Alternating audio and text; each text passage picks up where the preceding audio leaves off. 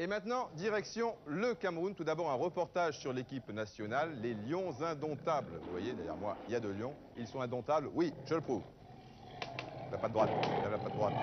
Ça fait, hein? Bon. Voilà, la droite, la droite. Ils sont indomptables, je vous l'avais dit. Et maintenant aussi un deuxième reportage sur le Jubilé Mila, le deuxième qui se disputait à Yaoundé. Et puis...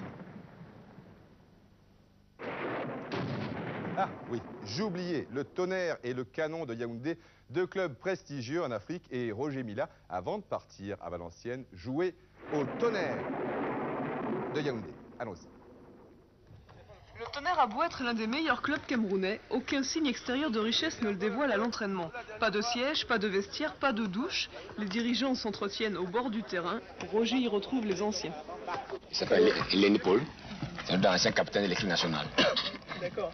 Et puis, nous étions presque dans le club les 2 bras droits.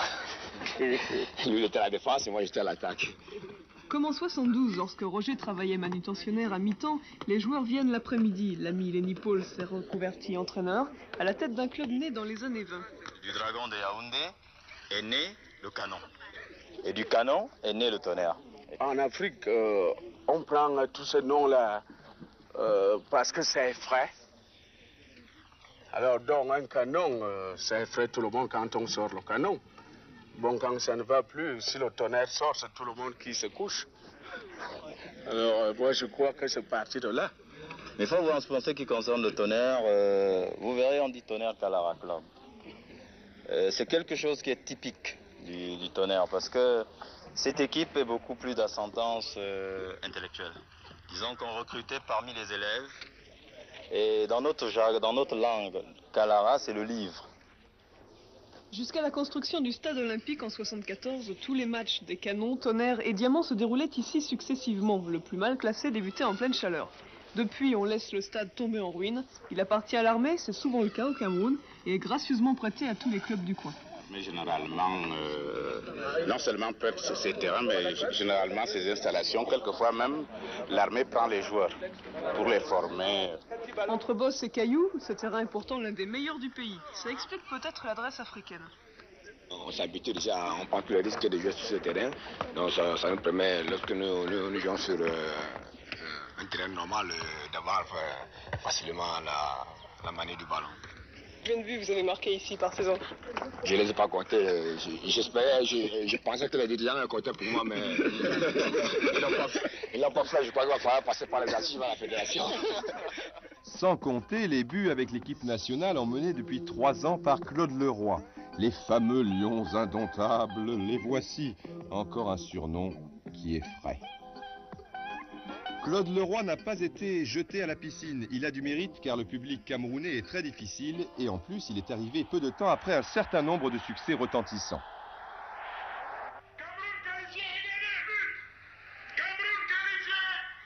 Nigeria, Cameroun en finale de la 14e édition de la Coupe d'Afrique. Cameroun qualifié. Et oui, le Cameroun, après la fameuse Coupe du Monde 82, remportait le championnat d'Afrique 84. Pour un petit pénalty raté ici, Claude Leroy échouait en finale du championnat d'Afrique 86 au Caire devant l'Égypte. Coup de chapeau tout de même aux Français qui a également d'autres motifs de satisfaction. Ce qui me satisfait le plus, c'est mes relations avec les joueurs de l'équipe nationale. Je pense que j'ai des relations très très chouettes avec eux. On a instauré entre nous un climat de confiance, de discipline, librement consenti, à savoir, bon, il y avait quelques petits problèmes au niveau de la ponctualité, le respect de certaines choses bien précises, sans lesquelles on ne peut pas travailler. Il est certain que la ponctualité, la concentration, la régularité, etc. ne constituent pas vraiment les points forts du footballeur africain. Et pourtant, pour les avoir suivis à Yaoundé régulièrement pendant quelques jours, on peut vous affirmer que le travail et la rigueur sont au rendez-vous, et tout cela effectivement dans la bonne humeur. Donc, comme il est signalé sur cette petite pancarte sous le tableau d'affichage du stade, un seul mot, continuez. Le stade omnisport de Yaoundé que l'on trouve sur l'une des collines de la capitale et qui abritera donc le 2e jubilé de Roger Mila. Et à Yaoundé, comme à Douala, 4 jours auparavant, on jouera à guichet fermé. Nous sommes à 1 heure du coup d'envoi et vous le constatez, c'est déjà la grande foule. Ils seront environ 80 000 un peu plus tard pour faire une véritable ovation à l'ancien canonnier du Tonnerre, Roger Mila, applaudi également par ses partenaires et adversaires. Les Lions indomptables, vainqueurs du premier match 3-0, je vous le rappelle, est la sélection des amis de Roger. Mbida, Mendy, Bell, Kourichi, Sonor, Amoros, Sen, Boubacar, Ndiro, Bokande, Enanga et Mila lui-même, qui reçoit peu avant la rencontre un trophée au moins aussi grand que son fils Junior. Les Rouges démarrent très fort dans cette partie et on notera, entre autres, une belle accélération de François Omambiik. Il y aura encore d'autres occasions, mais toujours pas de but, pas de panique, car c'est bien connu. Petit à petit, l'oiseau fait son nid. Et le nid des Rouges sera bien plus douillé après ce 1-2 entre Boubacar et Bokande. Centre de Sahar, but de Jules, 1-0 pour les Rouges. Et savez-vous ce que fait automatiquement le Lion dans un tel contexte? Moi, vous me connaissez. Automatique, j'attaque. Automatique, il attaque. Alors il faut être vigilant, avoir une certaine réussite ou alors beaucoup de talent comme ici Joseph-Antoine Bell qui avait pourtant glissé au départ de l'action. Bell est vraiment un félin, logique puisqu'il fait partie normalement de l'effectif des Lions indomptables. Roger Mila, un peu isolé, ne se distinguera pas vraiment dans cette première mi-temps, qui se terminera d'ailleurs sur ce score d'1-0. Claude Leroy remotive ses joueurs, Amoros récupère aux côtés d'un admirateur, et Roger vient chercher le fameux maillot vert.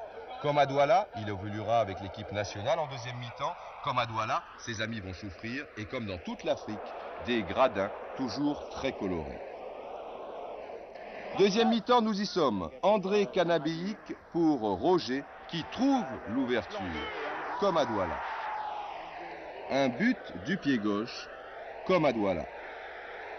Un peu plus tard, un tour d'honneur qui vous donnera la chair de poule, comme à Douala. Des instants d'émotion inoubliables. Une communion extraordinaire entre le public et son idole, qui pendant 3 bonnes minutes ne feront qu'un. C'est Roger Mila qui fait son tour d'agression au stade omnisport de Yaoundé. Roger qui vient de réussir un superbe but, une reprise de volée du pied gauche. Mais à propos de pied gauche, celui de Philippe Ndioro, vous le savez, n'est pas mal non plus. Les Rouges reprennent l'avantage un peu plus tard et le Lion se retrouve à nouveau le dos au mur. Va-t-il se laisser faire? Moi, je ne me laisse pas faire. Je contre-attaque énergiquement. Et oui, le Lion contre-attaque énergiquement. Quelques minutes plus tard, ça chauffe dans la surface de réparation adverse. Christian Payan, l'un des gardiens de but du FC Martigues entré à la mi-temps, sort bien. Mais la réussite n'est pas de son côté puisque le ballon se retrouve dans les pieds d'un Lion. De partout, et coup de théâtre, une poignée de secondes plus tard, coup franc tiré par Amoros, tête de Kourichi, 3-2. Incroyable! Nous sommes maintenant dans les arrêts de jeu, le Lion rugit encore une fois, mais beau réflexe de Payan qui sera félicité comme il se doit par Mendy. C'est terminé, mais quel match pour un jubilé, surtout un jubilé vraiment de toute beauté, comme à Douala. Un match où, comme bien souvent en Afrique, on retiendra des petites choses amusantes, comme par exemple ce qui devait être au départ un entre-deux. Mais l'arbitre n'attend pas. Alors finalement, ce entre-deux devient un entre-un. Un entre-un. C'est curieux. Voilà, en tout cas, le peuple camerounais, le peuple africain et le peuple français peuvent remercier Roger. Merci Roger pour toutes les émotions que tu as pu nous apporter pendant de longues années. Claude Leroy ne peut masquer une certaine inquiétude. Roger est en fin de carrière. Mbida, Abega, Aoudou, Baoken et les autres ne sont plus là. Il va falloir s'accrocher dans quelques jours au Maroc pour ce nouveau championnat d'Afrique. Place à une nouvelle génération donc. Les voici, les futures stars du foot camerounais. Il y a au Cameroun 10 millions de Camerounais qui sont également 10 millions de supporters. La nuit tombe, tout le monde rêve, y compris les sauterelles, de ce championnat d'Afrique. Le ballon rond, c'est l'Afrique et c'est pour ça qu'on l'aime.